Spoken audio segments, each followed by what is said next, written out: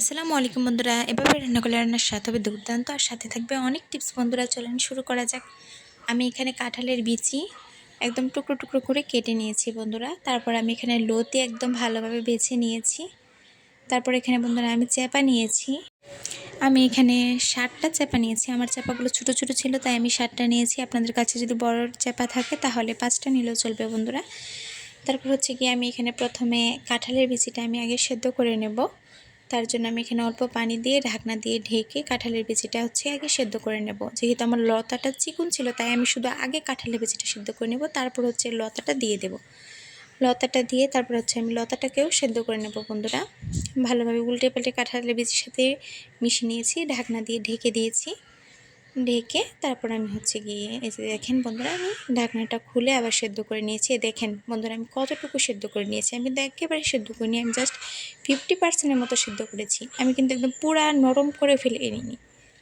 তারপর কড়াইটা ভালোভাবে গরম করে আমি এখানে কড়াইয়ে তেল দিয়ে দিচ্ছি পরিমাণ মতো। আপনারা পরিমাণ মতো তেল দিয়ে দেবেন। তারপর আমি এখানে 5 টেবিল চামচ পেঁয়াজ বাটা দিয়েছি বন্ধুরা। তারপর আমি 1 টেবিল চামচ রসুন বাটা দিয়েছি। 5 টেবিল চামচ পেঁয়াজ এবং 1 টেবিল চামচ রসুন বাটা দিয়ে আমি তেলের মধ্যে হালকা ভেজে নিয়েছি। তারপর আমি এখানে পানি দিয়ে দিয়েছি।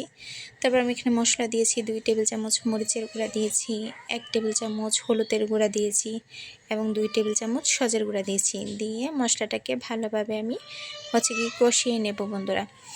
আপনারা এই লতির তরকারির মধ্যে কিন্তু একটু মশলাটা বেশি লাগে, একটু মশলাটা বেশি দেওয়ার চেষ্টা করবেন বন্ধুরা। দিয়ে ভালোভাবে কষিয়ে নেবেন। এই পানির মধ্যে ভালোভাবে কষিয়ে নেবেন মিডিয়াম আঁচে। আঁচটা কিন্তু মিডিয়ামে রাখবেন।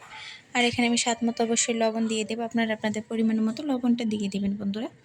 স্বাদ মতো লবণটা দিয়ে আমি ভালোভাবে নাড়াচাড়া করে মশলাটাকে ভালোভাবে কষাবো। কতক্ষণ কষাবো দেখবেন, যখন মশলা থেকে এরকম তেল ছেড়ে দিবে তখন বুঝবেন যে কষানো হয়ে গেছে। তারপরে আমি এখানে লতি দিয়ে দেব।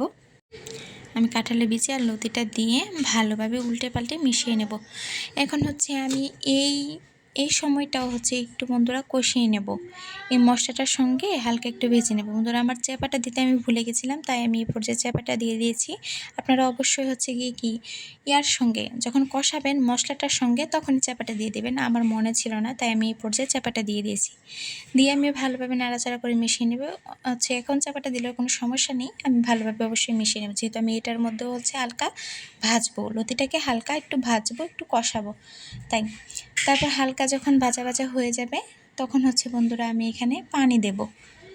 এখানে আমি পানি দেব। আমার লতিটা কিন্তু 80%-এর মতো কুক হয়ে গেছে, তাই আমি এখানে অল্প পরিমাণে পানি দেব। খুব বেশি পরিমাণে পানি দেওয়ার দরকার নেই, যেহেতু আমার চিকন লতি ছিল, অল্পতেই সেদ্ধ হয়ে গেছে আমার। তারপর আমি এখানে অল্প পানি দিয়ে দেবো বন্ধু। পানিটা দিয়ে ঢাকনা দিয়ে ঢেকে দেব। এই যে দেখেন বন্ধুরা, ঠিক আমি এরকম শুকনো শুকনো করব। এই যে পানিটা যখন এরকম শুকিয়ে যাবে এই পর্যায়ে আমি উঠিয়ে নেব বন্ধুরা। এরকম আরও ভিডিও পেতে অবশ্যই লাইক করবেন, কমেন্ট করবেন এবং আমার চ্যানেলটাকে সাবস্ক্রাইব করবেন বন্ধুরা। এবং আপনারা পরবর্তীতে কী ভিডিও চাচ্ছেন তা অবশ্যই কমেন্টে জানাবেন। ভালো থাকবেন, সুস্থ থাকবেন। আল্লাহ হাফেজ বন্ধুরা।